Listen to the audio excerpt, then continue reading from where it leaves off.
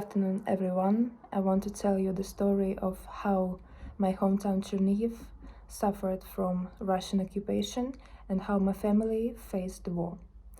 For reference, Chernihiv is the northernmost city of Ukraine, bordering with Russia and Belarus. You can imagine the heroism of the defenders of Chernihiv. They took the whole blow and held back the passage of troops further to Kiev. On the morning of February 28, my parents were in a small village, Kiinka, which is near Chernihiv. And in the afternoon of this day, Kiinka was fired upon and bombed to smithereens. According to operational command, Russia used a package of cluster munitions, weapons prohibited by Geneva Convention. There have never been any military installations in the village, only peaceful people who hide in their homes.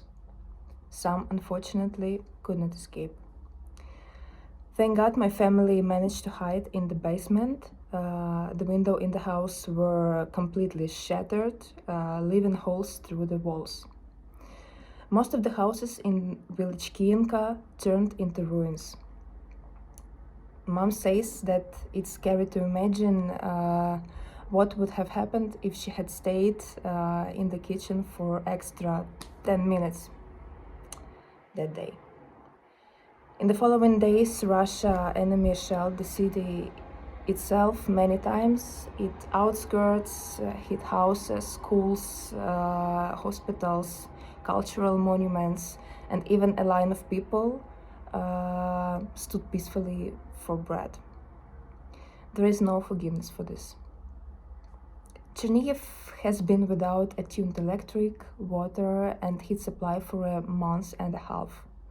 Nearly all major infrastructure is damaged or completely destroyed. Logistics to the city is complicated because of destroyed communication routes. Everything rests on the city authorities and volunteers. The city needs help with the restoration of critical infrastructure and humanitarian aid. I believe that my hometown Chernihiv, a city of legends with a big heritage, including beautiful churches and cathedrals, some dating back to the 11th century, should recover and would be even more beautiful than before the war. But unfortunately, it is impossible to return its dead inhabitants. Hi everyone, my name is Ola. I live in Ukraine, in the very center of Ukraine. This is my youngest daughter. Her name is Dominika. She is 10 months old today, actually.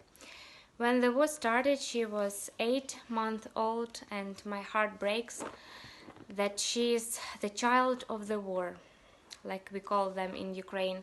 I have older daughter, her name is Amalia, she is 7. She understands more, and the first day she was too afraid to sleep.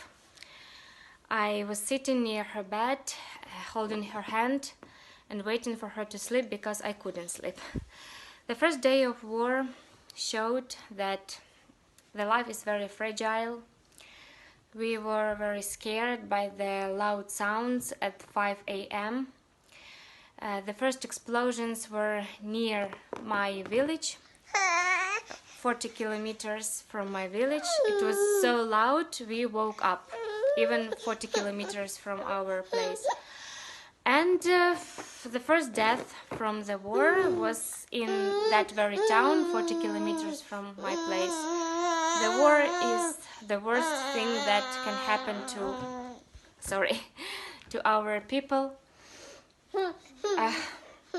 My uncle couldn't evacuate from one of the most destroyed towns in Kiev region, and one night he got guests.